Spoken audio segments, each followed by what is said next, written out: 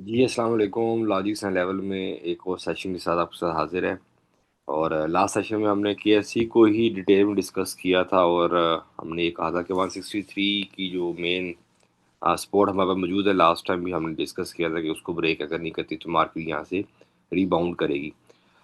जी मिसवारा, market ने आज अच्छी क्लोजिंग दी है हमें। और वीकली बेसिस पे देखें तो हमें जो है ना वो रेड कैंडल्स ही नज़र आती हैं, बट हम डेली बेसिस देखें तो आज की जो है काफ़ी अच्छे पॉइंट्स की कंट्रीब्यूशन थी। और काफ़ी हैवी वेट्स जो है वो भी आज चले और छोटे शेयर भी चले हैं। तो अब KSE 100 इंडेक्स के ऊपर आपका क्या एनालिसिस है? अस्सलाम वालेकुम सर। जैसे हम पहले इसको फॉलो करते आ रहे थे, हमें इसमें एलियट वेव स्ट्रक्चर बनता हुआ नजर आ रहा था। उसके उसमें हमारा एक टारगेट ये था कि ये इस लेवल को तकरीबन 161 से 170 के दरमियान के लेवल को ये ब्रेक रिस्पेक्ट करेगा और उसके बाद ये एक लोअर हाई बनाता हुआ जाएगा। यहाँ पे दूसरी थ्योरी एक ये बनती है कि यहाँ पे इतना शार्प जो एक डीप वो आया था करेक्शन, उसके बाद जो एक रिजेक्शन आती है तो वो भी एक शार्प रिजेक्शन होती है और अल्टीमेटली प्राइस हायर हाई बनाती है। अभी हम इस थ्योरी को ज्यादा रीजनल कंडीशन की वजह से फॉलो नहीं कर सकते, लेकिन अब हम वही एलियट वेव स्ट्रक्चर की थ्योरी को हम फॉलो करेंगे और हम ये अंदाजा कर सकते हैं कि लोअर हाई प्राइस बनाए अपनी वेव बी को तकरीबन 172 से 183 के दरमियान ये लेके जाए और यहाँ से एक छोटा सा डिप और बनाता है, हायर लो बनाएगा और उसके बाद इंशाल्लाह हम देखेंगे कि ये इंडेक्स थोड़ा और ऊपर की तरफ जाता हुआ हमें नजर आ सकता है। बिल्कुल सही है। और हम मल्टीपल टाइम ये डिस्कस करते हैं, हमेशा भी डिस्कस करते रहे हैं पहले भी, कि जब भी मार्केट डाउन होती है और वहाँ से मार्केट मार्केट अगर रिवर्सल देती है तो जो बड़े स्टॉक्स होते हैं वो भी ज़्यादा इंप्रूव करते हैं। मिसाल के तौर पे आज अगर पहला शेयर डिस्कस करते हैं हम साझगार। साजगार का रिपोर्ट सब कुछ अच्छा था। मार्केट के पॉइंट्स में करेक्शन आने की वजह से या लोगों को लगा कि करेक्शन आ रही है और लोगों ने पैनिक सेलिंग की स्टॉक एक्सचेंज में, हमें नज़र आया कि काफ़ी सारी सेलिंग हुई। मार्केट ने अपने बहुत सारी स्पोर्ट्स जो है मेजर उसको रीटेस्ट किया। तो बट आज अगर आप साजगार देखें तो साजगार ने एक अच्छा हमें गेम दिया। तकरीबन 123 रुपये का जो है वो आज एक ही दिन में इजाफा हुआ साजगार के ऊपर। तो जी इस बार आप साजगार के ऊपर अब नेक्स्ट हमारा क्या टारगेट नज़र आता है? हम साजगार को मजीद यहाँ से ऊपर जाता देखते हैं, क्योंकि साजगार का हमारा जो टारगेट था यंग्स कैपिटल का वो 2400 था, जो कि पहले अचीव हो चुका है। और और हमारा नेक्स्ट जो टारगेट था वो ये था कि हम अभी जो करंट फंडामेंटल्स की बेस पे था वो ये था कि हमें लगता था कि ये यहाँ से 2400 से 2600 से 2800 का सफ़र ये करेगा। बट क्योंकि मार्केट ओवरऑल ऐसी पैनिक सिचुएशन में गई और सारे शेयर गए, ये भी गया। बट जैसे ही आज थोड़ा सा हमें मार्केट में पॉइंट्स की कंट्रीब्यूशन मिली तो साजगार ने 128 रुपये का 6% का जंप लिया। जी विश्वारा। जी सर, बिल्कुल। आज सर सेंटिमेंट्स काफ़ी हाई थे, न्यूज़ के बाद काफ़ी बाइंग नज़र आई थी, लेकिन क्लोजिंग होते होते वॉल्यूम उतना ज़्यादा नज़र नहीं आया और इंशाल्लाह आने वाले दिनों में ये सेंटिमेंट्स वैसे भी थोड़े से कम होते हुए नज़र आ रहे हैं। हमारा पहले भी टारगेट यही था कि ये अपनी इस डिमांड जोन को तकरीबन तकरीबन ये 2000 से ये रिवर्स करेगा, ऊपर की तरफ आएगा और इसकी जो सपोर्ट जोन हम कंसीडर कर रहे हैं अभी इस सेशन में वो तकरीबन बनेगी 2171 से 2301 के करीब।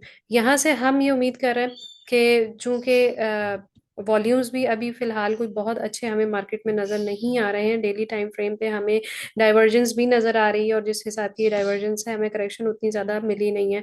हम यहाँ से अभी उम्मीद कर सकते हैं कि ये थोड़ा सा अपने आप को पंप करेगा, कह लें कि ये थोड़ा कूल डाउन होगा, इस हिसाब से लोअर हाई बनाएगा वापस इस डिमांड जोन को तकरीबन जो 1698 से 2030 के दरमियान है, उसको रिस्पेक्ट करेगा और फिर इंशाल्लाह ये हायर हाई बनाता हुआ हमें नजर आ सकता है।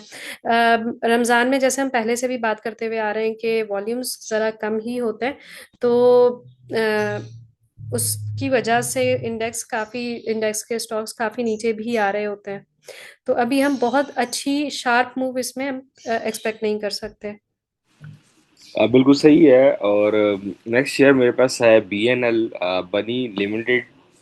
और इसके ऊपर भी हमने, हमारे पास ये शेयर आया भी था और हमने ये डिस्कस किया था कि क्योंकि सस्ता शेयर होता है, आज भी हमें 14 साढ़े 14 मिलियन का वॉल्यूम नज़र आया। 8 रुपये 40 पैसे से जो है वो आज उसकी क्लोजिंग हुई 9 रुपये 62 पैसे पे। आज कभी 11% का गेन, 1 रुपया का इजाफा हुआ इसके अंदर। जी मिस वारा इसके ऊपर, क्योंकि बहुत सारे लोग जो है वो तकरीबन 16 से 18 के दरम्यान जो है वो यहाँ पे स्टक हैं, जब इसने इससे पहले हायर दिया था और लोगों को लगा कि यहाँ से ये शेयर जाने वाला है। बट जब आप इसके फंडामेंटल देखते हैं तो वहाँ पे आपको कोई खास चाप नजर नहीं आता। जी मिस वारा। जी सर बिल्कुल। अगर चार्ट को भी देखते हैं तो हमें कोई इसमें खास चार्म नज़र नहीं आ रहा है। आज अलबत्ता इसमें बहुत अच्छी क्लोजिंग दी है, हमें अच्छे बड़े वॉल्यूम्स भी नज़र आए। हम ये उम्मीद कर सकते हैं कि इसका इमीडिएट टारगेट अगर ये क्लोज करता है ऊपर 10.01, मतलब 10 से ऊपर ये क्लोजिंग देता है, तो हम ये एक्सपेक्ट कर सकते हैं कि ये थोड़ा और ऊपर जा सकता है 11 के दरमियान। 11 से 12, 12.7 के पास ये एक स्ट्रॉन्ग एक जोन बना हुआ है जिसको हम एक सप्लाई जोन कंसीडर कर सकते हैं। वहां से ये हो सकता है थोड़ा एक रिटेस्ट करता है अपनी पिछली डिमांड जोन को, और फिर इंशाल्लाह अगर इसके फंडामेंटल्स में कुछ बेहतरी आती है, हमारे सेंटिमेंट्स न्यूज़ के अच्छे रहते हैं, तो फिर इंशाल्लाह हम इसको थोड़ा ऊपर जाता हुआ देख सकते हैं। लेकिन अभी फिलहाल यहाँ पे चांसेस ये हैं कि पहले ये 9.9 के लेवल को अच्छे से ब्रेक करके इसको सस्टेन करेगा, फिर हम आगे सोच सकते हैं कि इसमें ज़्यादा प्रॉफिट होना चाहिए। यहाँ पे अगर जो एंट्री कोई लेना चाहता है, पहले हम उसको सजेस्ट ये करेंगे कि यहाँ पे इसको रिटेस्ट करने दें, कंफर्मेशन करने दें, होने दें थोड़ी, और उसके बाद यहाँ पे एंट्री बनती है। बिल्कुल सही है। और एंट्री जो है वो हमारा मकसद ये नहीं होता कि आपको सस्ता शेयर हम बताएं, मकसद ये होता है कि वो एक तो ये होता है कि जो लोग स्टक हैं उनके लिए भी एक ऑप्शन होता है कि यार वापस आना शुरू हुई हैं चीज़ें। और दूसरा ये होता है कि यहाँ पे अगर आपने शॉर्ट टर्म एंट्री लेनी है या जो स्विंग ट्रेडर होते हैं उन्हें एंट्री लेनी होती है, तो उनके लिए भी उन लोगों के लिए भी ये शेयर होता है, क्योंकि हमारे ये कमेंट में आया था ये शेयर। जहाँ तक वॉल्यूम की बिल्कुल। बात है, और मैं जस्ट यहाँ पे एक चीज़ बात क्लियर कर देता हूँ। जहाँ पे मिसाल के तौर पे रमज़ान से पहले हमने के इलेक्ट्री में 135 मिलियन के भी वॉल्यूम्स देखे। वहाँ पे आज की अगर वॉल्यूम देखें, आज के इलेक्ट्री का वॉल्यूम तो हमें अच्छा नज़र आया, 35.7 मिलियन का वॉल्यूम नज़र आया। और ये वही के इलेक्ट्री का जो अभी रिसेंटली 10 रुपये के पास था, और हमने डिस्कस किया था जहाँ पे हमें काफ़ी ह्यूज वॉल्यूम नज़र आया था, और हमने कहा था अब यहाँ पे इसमें हमें एक सेलिंग नज़र आएगी, और वहाँ पे हमें सेलिंग नज़र भी आई। फिर मार्केट में एक ऐसी सिचुएशन क्रिएट हुई, पैनिक सिचुएशन।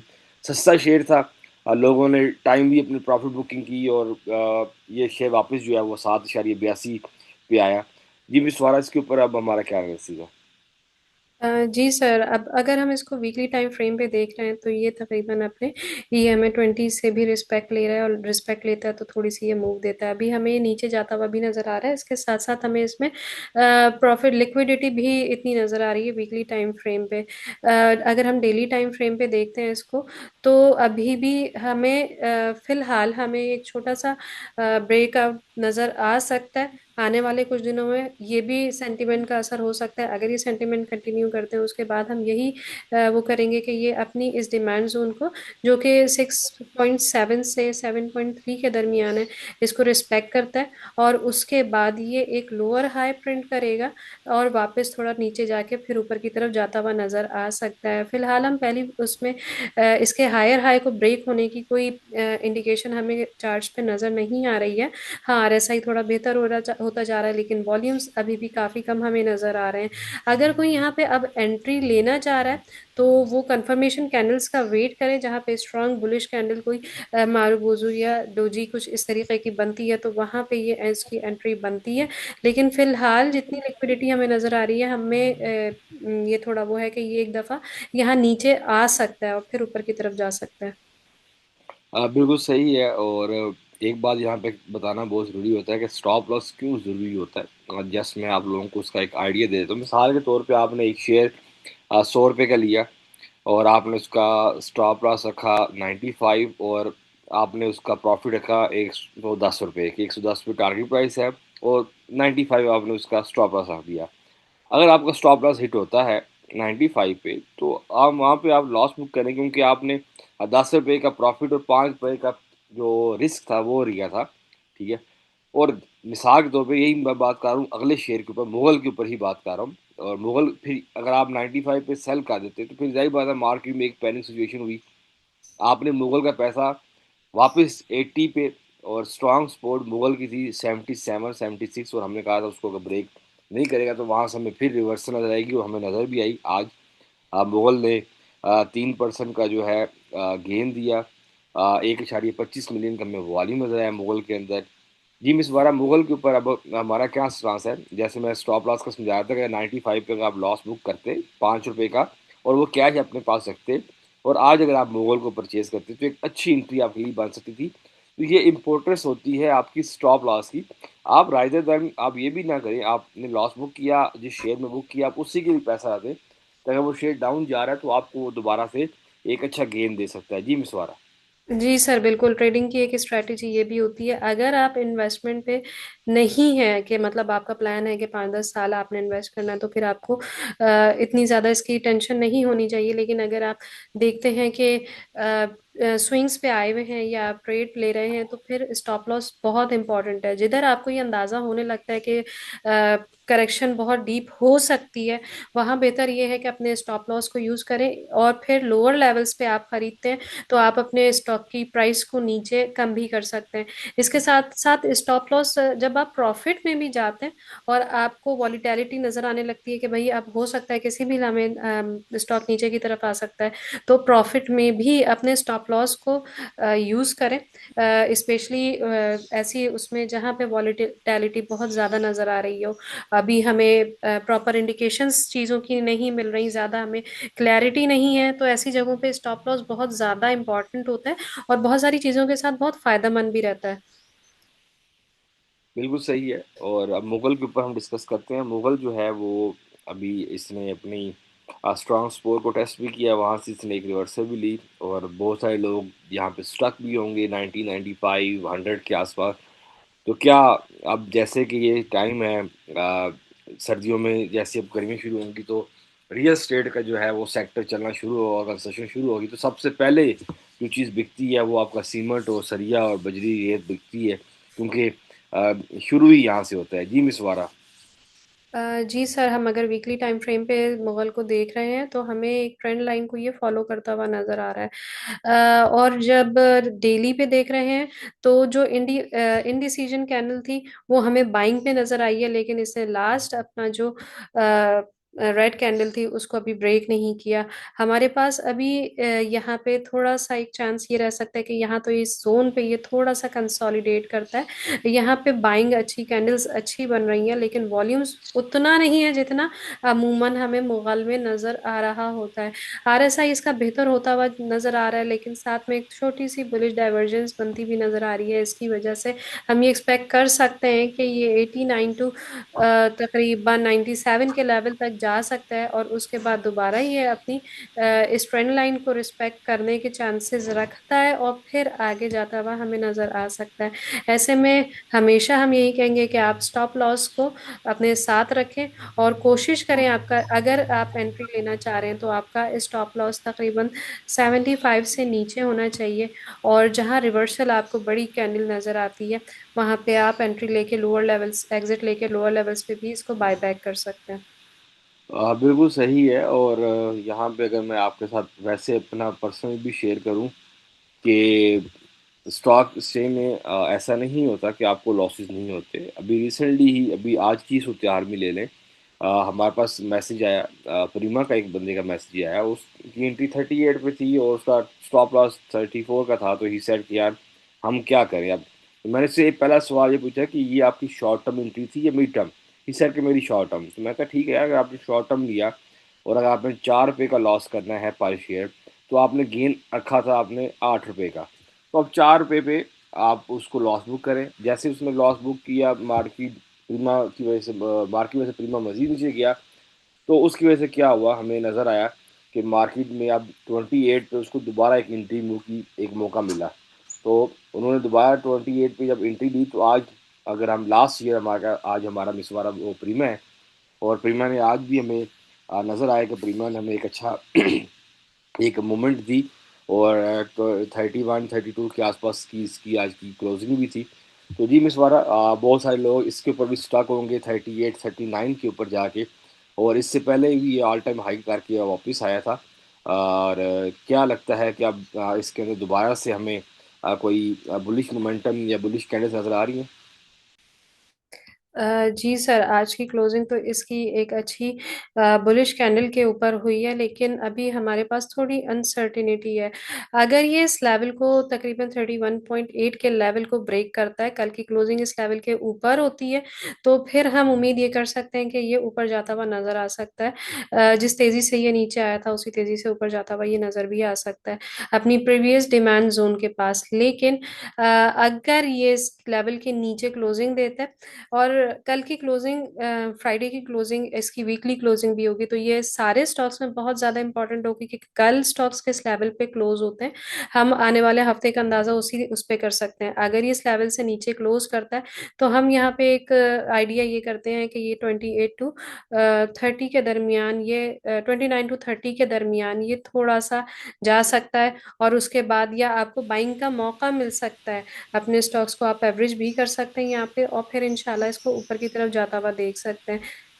बिल्कुल सही है। और यहाँ पे आज हम अपना सेशन क्लोज करते हैं, और नेक्स्ट जो सेशन होगा वो हमारा सैटरडे को होगा। और आज से लेकर सैटरडे तक जो भी स्टॉक्स आप लोग हमें इस वीडियो के नीचे कमेंट करेंगे, हम उन सारे शेयर्स को सैटरडे के अंदर डिस्कस करेंगे। और नेक्स्ट वीक में भी हम डिस्कस करेंगे कि नेक्स्ट वीक में उन शेयर्स के साथ क्या कुछ हो सकता है, क्योंकि कल की क्लोजिंग हमारे पास आ जाएगी, बहुत सारे शेयर्स की हमें पता चल जाएगा कि हाँ कहाँ पे किस किस रेट पे क्लोजिंग हुई है, तो कैंडल्स किस रेट किस तरह से क्लोज हुई हैं। तो हम इंशाल्लाह सैटरडे को उन सारे शेयर्स को शामिल करेंगे इंशाल्लाह। सैटरडे को एक नए सेशन के साथ हाजिर होंगे। तब तक के लिए अल्लाह हाफिज़। अल्लाह हाफिज।